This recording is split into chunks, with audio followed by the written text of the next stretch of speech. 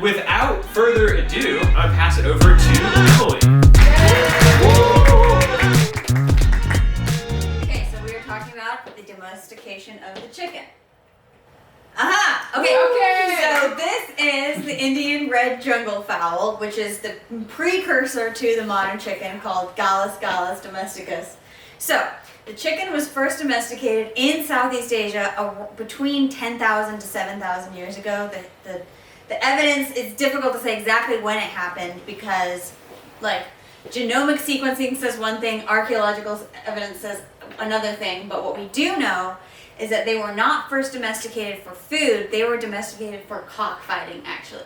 So there were about like 6,000 years of chickens being bred and like spread around for cockfighting, which is actually has claims to being the world's oldest continual sport because it's still practiced today. It's actually banned in the United States. Louisiana was the last state to ban it, but still practiced in like Bali and Indonesia and other places. So chickens are bred for cockfighting. They were domesticated for the purpose of cockfighting, and it was spread from Southeast Asia to China to India to the Levantine regions, and then only about like 600 BC did they start being used for food. But at about 600 BC they spread to the Greek Empire where they were super commonly used for cockfights, and then it spread to the Roman Empire. And actually it's always been associated with gambling. So as you can see here, we have, this is a Roman mosaic, and we have the two chickens, and we have like the Hermes' staff, and then the palm that signals good luck, and then we have the money that signals gambling, basically. Okay, so they were started to be consumed about 600 BC. And in the 4th century BC, they spread to Egypt. So this is an incubation oven, from ancient Egypt, and they could fit, the largest ancient oven had about 15,000 eggs in it. So you can see this is where the eggs are stored, and you have a bunch of different ovens here. They were heated with dung, and they had to be rotated. Eggs had to be rotated like 3 to 5 times a day by humans or chickens, but in this case by humans, to make sure that the chickens don't come out deformed. So the practice of keeping them in ovens was like a closely guarded secret in ancient Egypt, and they're still oven, like the practice of incubating eggs in oven continues to this day, and like the secrets have been like passed down through the generations. Okay, so there are a bunch of different breeds of chickens that have this is the silky chicken, and it's usually used as a pet. It has actually like black meat, and it's considered a delicacy in China. But the vast majority of chickens that we use today are, I forgot the name, Rhode Island Red. That's the kind of chicken that we eat these days. Although there are at least 40 different breeds. So, one of the breeds actually is from Chile.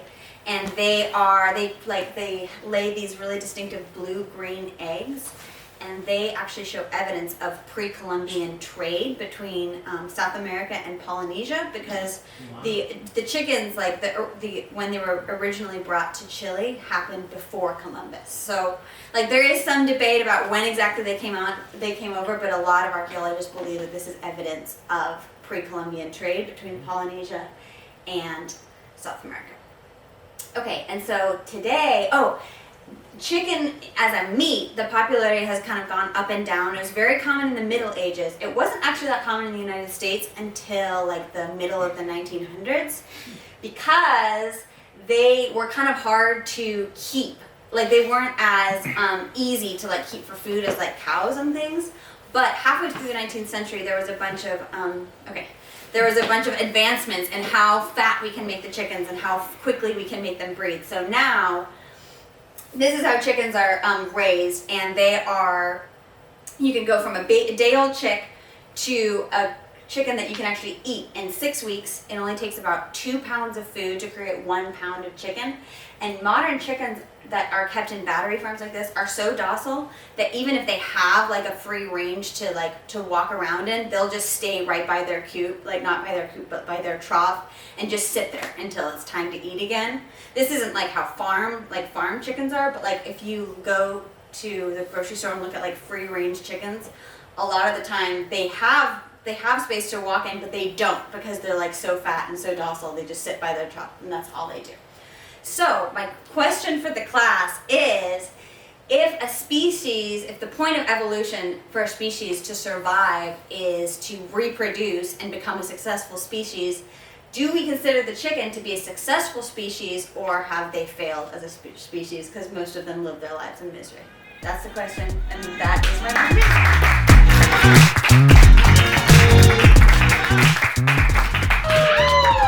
Megamind today, if you could not. Thank you. Okay. It's pretty obvious what I'm gonna do. I'm gonna tell everyone what character from Megamind I think they are. Okay. Oh, okay. So, Mick and Julia,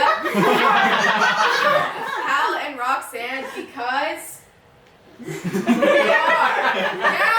Yeah! Okay. Yeah, okay, because Hal tries to rent a bouncy house for Richie. That's pretty much it. Will and Richard are Space Dad and Space Stepmom because they are otherworldly smart. Yeah. Mom and Dad are Megamind's parents because they are our parents. Oh, you're so smart. Okay. Thank you. Okay, yeah, that's them. I'm the mayor because of how many times I say "hear me out" and that gives me major mayor vibes. Next up, we have Alex, and I made her Bernard because she looks like him. And okay, Emily is Megamind. She's the main character. We have John next. John is Metro Man because they just look the same. Henry is Minion because they are built the same. Georgie is the Warden because she keeps me prisoner to her request. Thank you. The appeal of bass fishing is it combines the relaxation and serenity and beauty of being in the outdoors with having this challenging problem to solve. What will appeal to the leery Micropterus salmonoides, or the largemouth bass? And the interesting thing about this is it changes day to day. It's sort of like a video game where there are some general rules, but each time you play it, you have to play it a little bit differently to win. And that's what keeps it interesting. So, there's a couple of things to keep in mind. First of all, bass will eat almost anything. In fact, I told you this the other day, Richard, you should not feel guilty about fishing bass. They are the bullies of the freshwater lakes. They will eat just about anything. They will eat minnows, they will eat crawdads, they will eat bluegills, they will eat baby bass, they will even eat baby ducks. Okay. And what you need to know is what they do is they will hide in places and then ambush their prey. Okay. And so if you find the cover where they're hiding, then you will find the bass. Okay. So there are a lot of different styles of bites and ways that you catch a bass, and one is what's called the reaction bite. Now this is, the bass have these little lines, you can't see it well on this, is actually a small mouth, but there's a line right along here, it's called the lateral line, and it feels vibrations, okay? And so they will feel a vibration and see a flash, and without thinking, just impulsively jump at it and grab it, okay? And my favorite reaction lure is what's called a spinner bait, and it has these things right here that rotate and they make a flash and they can feel it, and it works really well in dirty waters like Percy Priest because they'll feel that vibration, and again, without thinking, they'll just jump at it. So that's the reaction bite. much more commonly that I use is what's called oh, and by the way, this was a bass that I caught on a reaction bite, a spinnerbait in Chattanooga. Henry and I were fishing on the shore, and it was with a spinnerbait. Okay. In the wrong direction here. Much more commonly is I will use what's called a finesse bite. And this is fascinating. This could be any number of soft plastic lures. And about 25 years ago, a lure company did a study where they had a bunch of bass in a tank, and they put in a plastic that was shaped just like a crawdad. And about half of the bass bit at that. And then they cut off the legs and they put it in the tank, and about 60% of them bit at that. And then they cut off the pinchers, and you were just left with a little stick, and 85% of the bass ate that. Why is that? We have no idea. For some reason, that looks like an easy meal. The fascinating thing is that lure company decided not to market it because they were afraid fishermen wouldn't buy it, because their goal was to sell lures, not for you to catch bass, but to sell lures. Other companies figured that out, and now one of the actually 2 or 3 of the most popular lures, one is what's called a Ned rig, and the other is called a Cinco, and both of them are basically just sticks. And there's something about it. My thought is, it's sort of like, if you're going to do a lure that looks like a minnow, it's like being a realist painter. It's got to look exactly like it. But this is sort of like abstract, or maybe an impressionist, where it kind of just vaguely looks like something, and they're not sure, but it sort of resembles food. And so if you either have to get it right on and be exactly what they're looking for, but this will fool them, okay? And this was a bass that caught in the winter on a Ned rig, okay? So I'm out of time, so I'm just going to go through a bunch of things. As Emma said, I could talk for hours on this topic. So the next time Dad talks you into going fishing, a couple of quick pointers to remember. One is, find the cover and you will find the bass. Okay, the common cover would be like a downed tree. If you can't find that, fish the irregularities, points, rocks, boat ramps.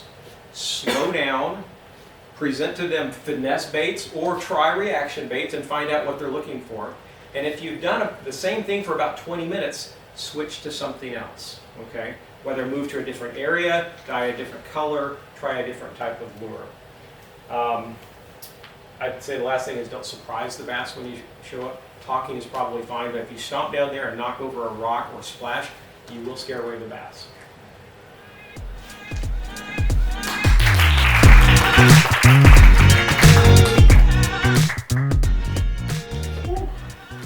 Great turnout tonight. So my not TED Talk, my just talk is over poetry. And to be honest with you, I think some of you guys are bad at writing, and some of you are not good at expressing your emotions, and some of you have challenges with both of those. I believe poetry or some form of emotional writing can help you with these issues. For those of you who are bad at expressing emotions, you may feel embarrassed of your own feelings or lack a certain understanding of your own emotions. When writing poetry, you can learn about yourself and your emotions. This is because when you're writing poetry for yourself and don't have to worry about how others perceive it, you can fully express how you feel without any need for confidence or any worry of embarrassment. All you need to start is pen, paper, and your mind. When starting to write, it can feel daunting and you feel vulnerable. Feeling vulnerable is good because that will get you to the core of your emotions. An important part of being vulnerable is also being honest to yourself. In today's society, we all feel the need to put a facade to protect our emotions, but in doing so, we lose touch to expressing how we actually feel. Being honest and breaking our emotional shell is crucial to the writing process, and in turn makes you more comfortable with expressing emotions to others. Now, for those of you who are bad at writing, poetry can help with that as well. When writing poetry, you need to conceptualize and express your ideas clearly. Obviously, you're not going to write one poem and become Shakespeare, but over time, as you continue to write, you'll gain a better process of understanding your thoughts and molding them into clear ideas. This process will transfer to other forms of writing and make you better at writing. I myself write poetry using this process to guide my writing. I break down my emotional barriers and clear my mind to get a clear picture of what I want to express, as well as being honest with myself about how I feel. I could go more in depth about the writing process I use, but I think it would be better to share some of my writing. Here's some of my writing. Life is fleeting. Grab what you like and run. You cannot sit in a puddle of filth and pain and expect the world to clean your mind. You've got to work for it. Get up. Chase your dreams with hope and happiness in your backpack. Life will chase you till you die. It is better to have tired legs and a full heart than be comfortable in your sadness. Your legs may tire and you may get caught by life's sharp dagger, but you have passion and drive on your side. You can and will fight it, but it may be a long, grueling fight, but you will win. It's doable. You see the light, you see the love, you see the end, you see the joy. Life may bruise you, cut you, beat you, but you get up and match its energy. You're a champion for yourself. They might not need you, but you need you. Life is glorious. It changes and you change with it. You can beat it. You're you. You can do anything, even conquer life's woes. You're the light to your darkness. Never forget that.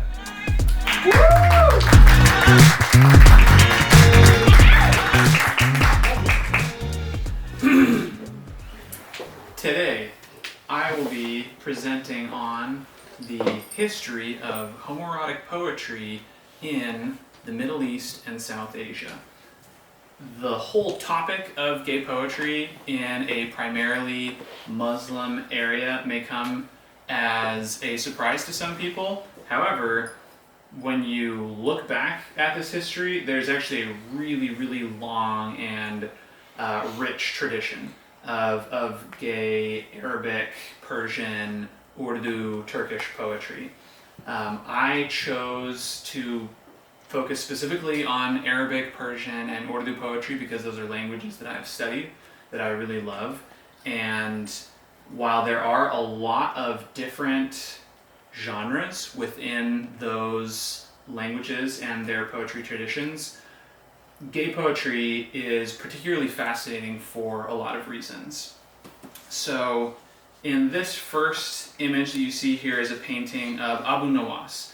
He was a 7th century poet who was born in Persia and was half Arab, and he is one of the first and most famous Arab poets of the Abbasid dynasty, which is one of the early Muslim dynasties.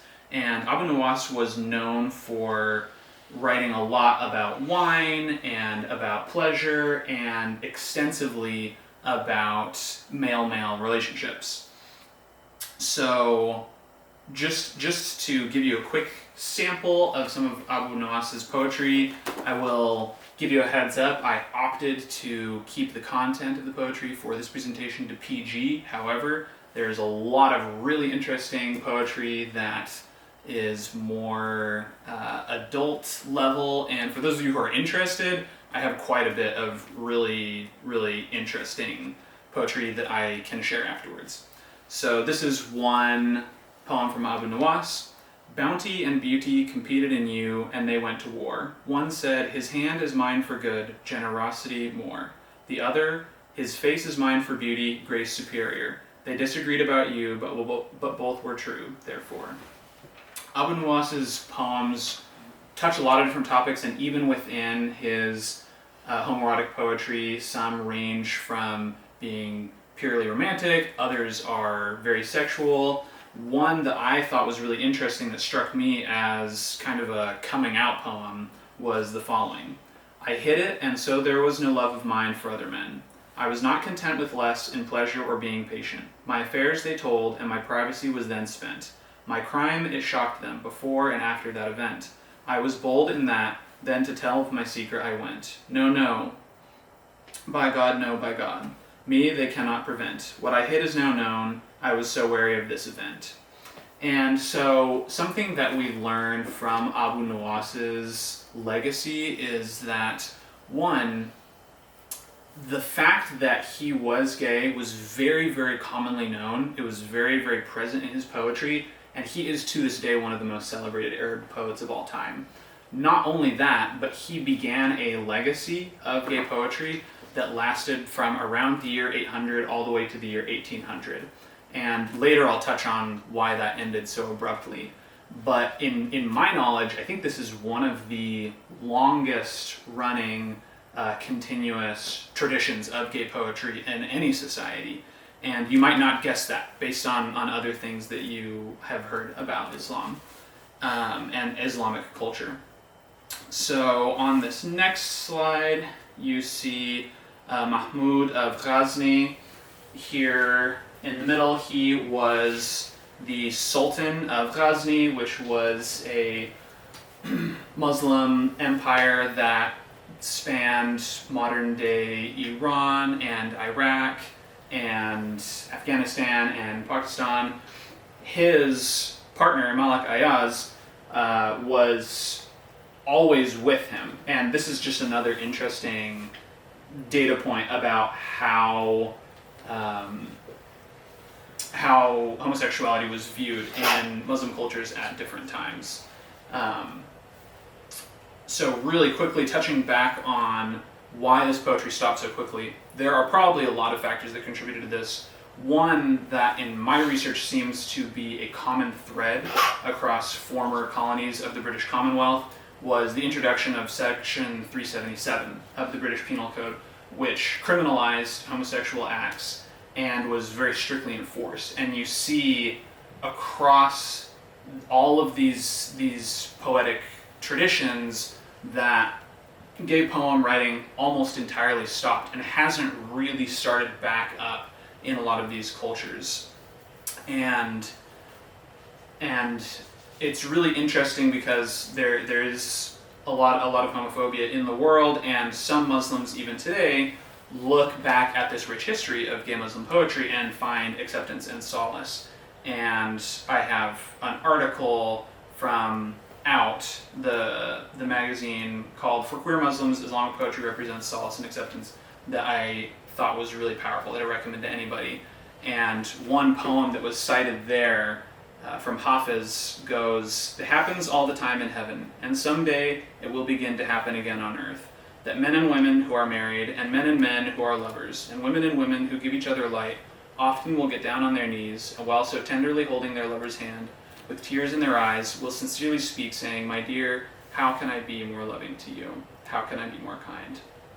So, my last slide, I just wanted to quickly bring this quote up, which probably is not frequently invoked as a call to fight for gay rights, but this quote, "Freedom is never more than one generation away from extinction. We didn't pass it on to our children in the bloodstream. It must be fought for, protected, and handed on for them to do the same." And I think about this in the context of this beautiful poetic tradition and how it is not inevitable that societies progress to be more free and open and accepting and loving. And I want to just encourage all of you to take a look at the history of Muslim poetry, to be inspired, to always be fighting for a free and open society.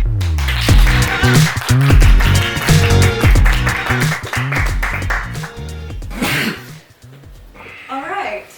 So clearly, as my slide states, I'm going to be talking about Arm Fall Off Boy. A very important thing happened in 1989, ladies and gentlemen. This monstrosity of a character was created, okay? So originally, all we know about this character, right, is that he can rip off his arm and use it as a melee weapon. That's it. He was only in one comic. This is in the DC comic universe, right? And he was basically just put there to make the other heroes in the Legion of Superheroes look cooler. That's basically the entire point of his character at first, right? At this point in his, what we know about him, he can't even put the arm back on. Once it's off, it's off.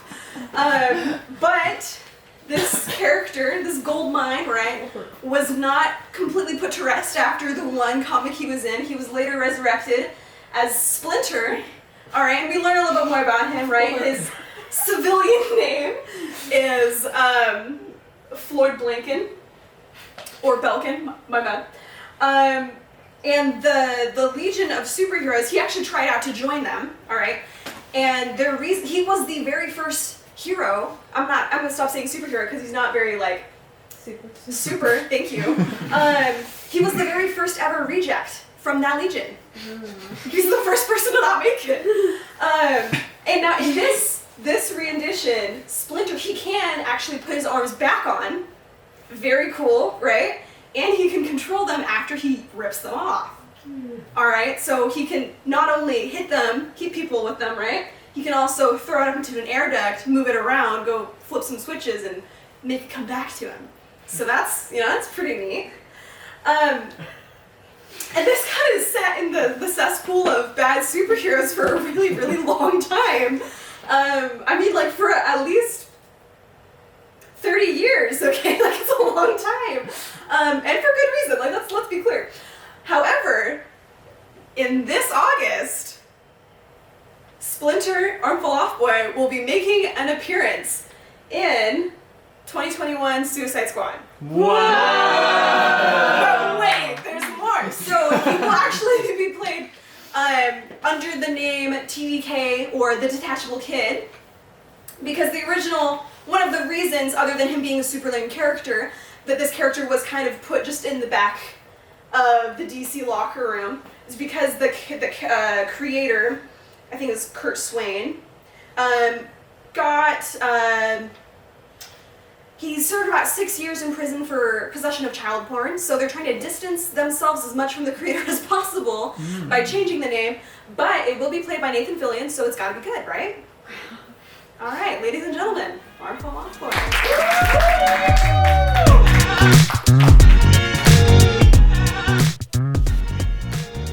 The title should be The Secret Language of Trees and Family Systems Theory. Ooh. Right, when you see a tree and you hear the word family, what do you think of? Don't worry, don't answer that question, it's rhetorical. But you think of a family tree where you have maybe a mom and dad right down there in the trunk, and then it kind of branches out to be, all the kids and their posterity.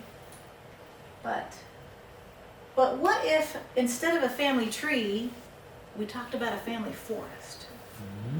Ooh. All right, so trees in captivity look like this. This is what we think of when we think of a beautiful tree, right? This is the seal of Dedham, the town of Dedham. And we think of a tree that has a nice, large, thick trunk, and that has a big rounded crown.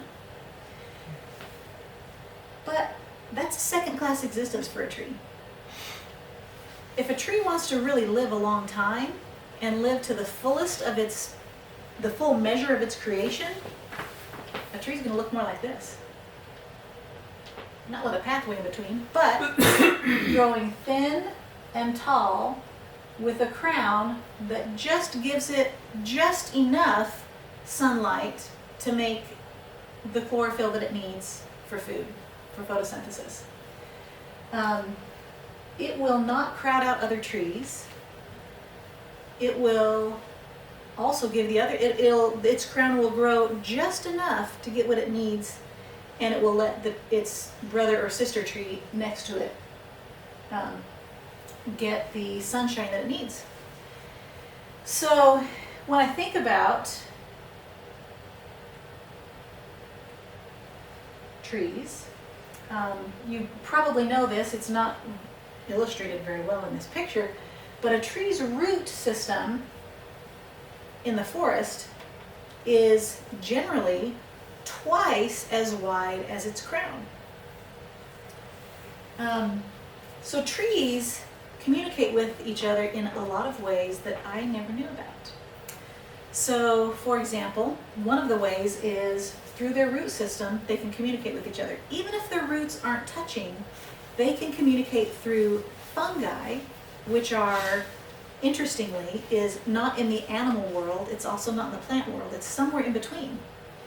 And it's a living thing, and sometimes these fungi systems are enormous.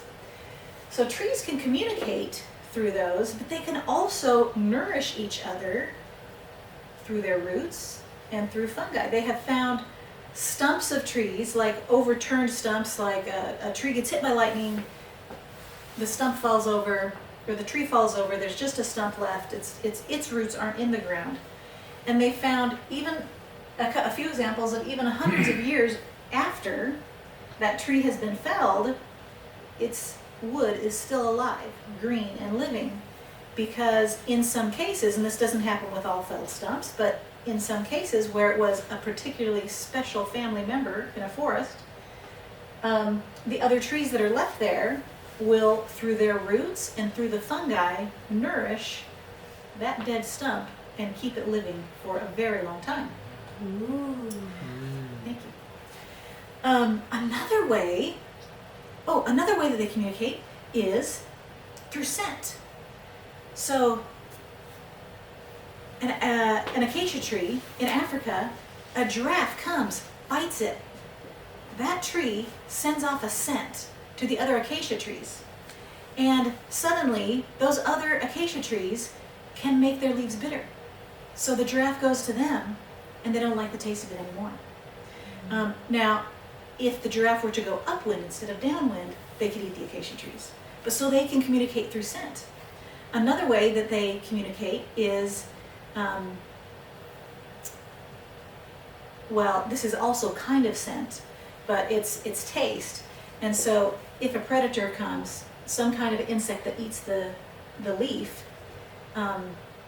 it can emit a scent that will attract insects that are predators of the leaf-eating insect. But what I want to propose is that instead of thinking of a family tree, thinking of all these things of communication, instead of thinking of a family tree, let's think of a family forest that supports each other, that nourishes each other, that communicates really well. Thank you.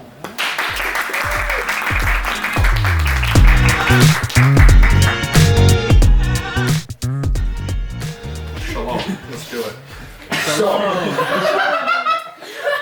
Shakira. We all know her. We all love her. She has an iconic quotation, being known to have said, "I'm on tonight and my hips don't lie." That is, of course, a lie. In fact, even the second part of that line, "and I'm starting to feel you, boy," is also a lie. As we see in this is an x-ray of her hips. They're not even her hips. This is in fact a transplant from one Burton Guster, you may know, aka Super Sniffer, aka Magic Head. His dancing career was decimated in 1988 when, in fact, his hips were taken by his father and put into his half-sister, Shakira. They, in fact, share a father. His name is Pablo Escobar. Now, Shakira gained many things from her father. First of all, magic dancing hips. Second of all, lots of money and the ability to just not pay taxes on things. Get pretty good at tax evasion. Now, you might be wondering, if she's actually the daughter of Pablo Escobar, who is the mother? Lori Loughlin. This is how Shakira got into college. This is a picture of Shakira, her sister, and Lori Loughlin, I guess half-sister. But this is how her career took off. This is how her career skyrocketed back in 1990. Was through the combined efforts of Pablo Escobar and Lori Loughlin. Through their connections, they were in fact able to get her a meeting with Disney, specifically Kermit the Frog. Now, it is well known that Kermit the Frog was implicated in 9/11 and other various conspiracies around the world. In the original photo here, you might think that Kermit the Frog has been placed there on that countertop, maybe possibly photoshopped. You would be wrong. In fact, Shakira was photoshopped in on top of this picture, showing that Shakira, in fact, has a sordid affair with Kermit the Frog. And it is the two of them together, her bankrolling and his ingenuity and connection to the Disney Mafia, that brought about 9/11. Now, he was the one, obviously with his small body size, to infiltrate the Twin Towers and to coat the support beams in something that would allow jet fuel to burn them, because it obviously does not burn hot enough. But it was her resonance cascade created by her hips that brought down the lethal blow on the Twin Towers, causing the destruction and mayhem of that fateful day. Thank you.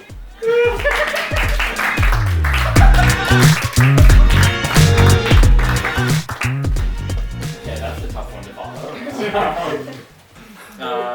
So, I guess Shakira, she does music, so maybe this is a good segue.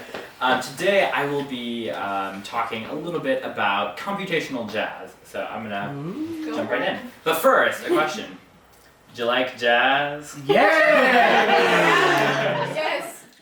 So in all seriousness, I'm going to skip ahead and really quickly just talk about what actually is jazz. How do we think about what jazz is? What constitutes jazz?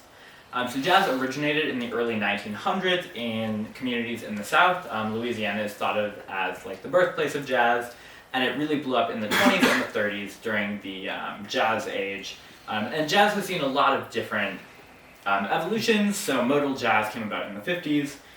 It's characterized by a lot of different things. Musically, we think about swing and different complex rhythms. We think about very complex chord changes. We think about blue notes, which are, we also call them bent notes, but they're notes that don't traditionally exist in the key signature. But also I think a lot of it has to do with the nature and the soul of jazz, and at the root of it, for me, is improvisation.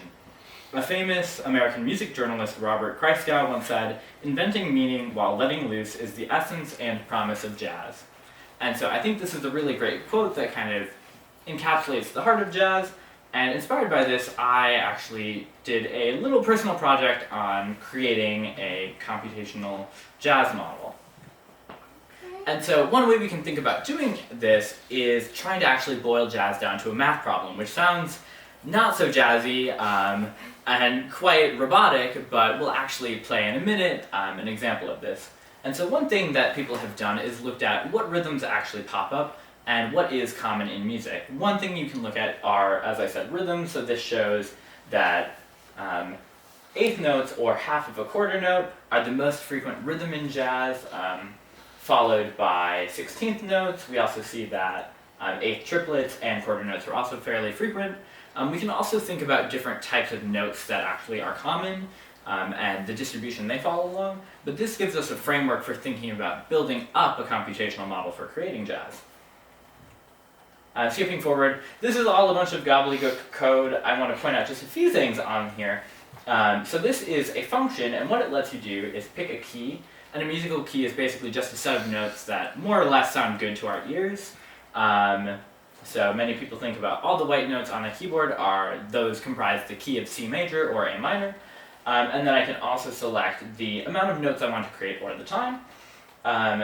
This set right here, basically what I'm doing is saying I want notes of these lengths. So this could be a quarter note, a triplet, a half note, etc. And the distribution we want. So we can weigh it so that certain notes might appear less frequently with a 1 versus something with a 20. And then we finally pick a key and how many notes we want to generate, and we suddenly have our model. And this is the output. And so what we see here is we have a couple of different notes, and so the length actually represents the length in time, and where it falls, basically from top to bottom, is what the actual musical note will be, these notes being lower.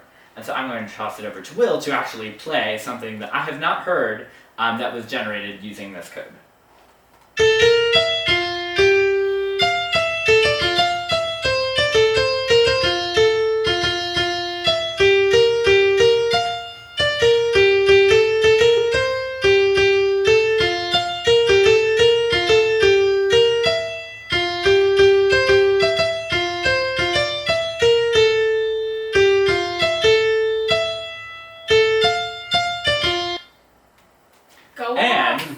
So, one thing I will say, I have not heard that until just now. And so this model has a lot of things that we can think about improving, actually. So it didn't sound the best, but it also didn't sound horrible. It maybe didn't make you cringe as much as random musical notes being played on a keyboard. But so a lot of things we can think about here are how do we actually tweak these rhythms to make them more appealing? We can think about something this doesn't do is adding in rests. That's another very important part of music and jazz as well. Sometimes the space in music is just as important as the notes you're playing.